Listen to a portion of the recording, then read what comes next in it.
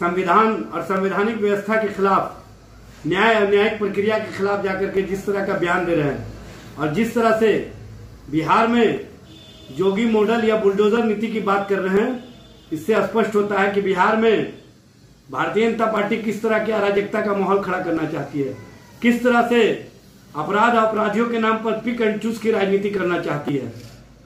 Bharatiya Janata party को एक बात समझ लेना चाहिए, ये बिहार है, बिहार में जोगी मॉडल नहीं चलेगा। बिहार में चलेगा तो कानून का राज चलेगा, बिहार में चलेगा तो न्याय और न्यायिक प्रक्रिया चलेगी, बिहार में चलेगा तो संवैधानिक व्यवस्था चलेगी। और इस संबंध में केंद्रीय मंत्री सतीश दुबे जी, आप जिस तरह का वक्तव्य दे रहे हैं, कहीं ना कहीं संविधान और संवैधानिक व्यवस्था के खिलाफ जाकर के बोल रहे हैं। इस तरह की नीतियों को बिहार की जनता ना पहले स्वीकार की है ना आगे स्वीकार कर सकती है। बिहार के मामले में अगर भारतीय जनता पार्टी और भारतीय जनता पार्टी के गृह मंत्री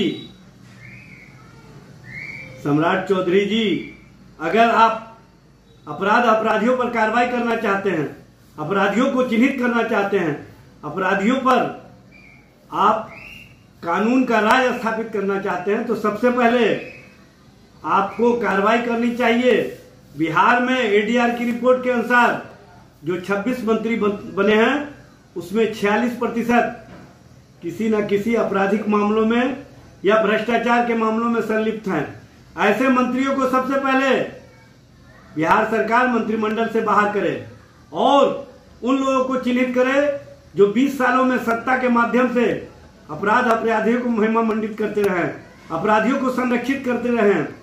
सत्ता के माध्यम से अपराधियों को संरक्षित करने वाले आज बुलडोजर नीति की बात कर रहे हैं, आज संवैधानिक व्यवस्था के खिलाफ जाकर के बात कर रहे हैं और जोगी मॉडल की बात कर रहे हैं। ये बिहार है, बिहार में चलेगा तो कानून का राज चलेगा, बिहार में चलेगा तो न्यायिक प्रक्रिया चलेगी। और बिहार में सबसे पहले पिक एंड चूज की जो अपराधियों पर कार्रवाई का मामला अगर कोई करना चाहते हैं, तो उनको एक बात समझ लेना चाहिए, सत्ता के माध्यम से जिस तरह से अपराधियों को संरक्षित किया जा रहा है और जिस तरह से सत्ता के द्वारा जो अपराधी हैं, जो माफिया हैं, उनको कहीं ना कहीं संपोषित किया जा रहा है, उन पर कार्रवाई होनी चाहिए। और उन पर कार्रवाई की दिशा में बिहार में जो शासन और प्रशासन को 20 वर्षों में पंगु बना दिया गया है, 20 वर्षों में बिहार को अपराधियों के रहमो करम पर जो छोड़ दिया गया है, उस पर कार्रवाई करनी होगी और सत्ता संरक्षित अपराधियों को चिन्हित करके, उनको संरक्षित करने वाले को चिन्हित करके उन पर कार्रवाई करनी होगी। क्योंकि कानून का राज तभी स्थापित होगा जब सत्ता संपोषित अपराधियों पर कार्रवाई होगी। कानून का राज।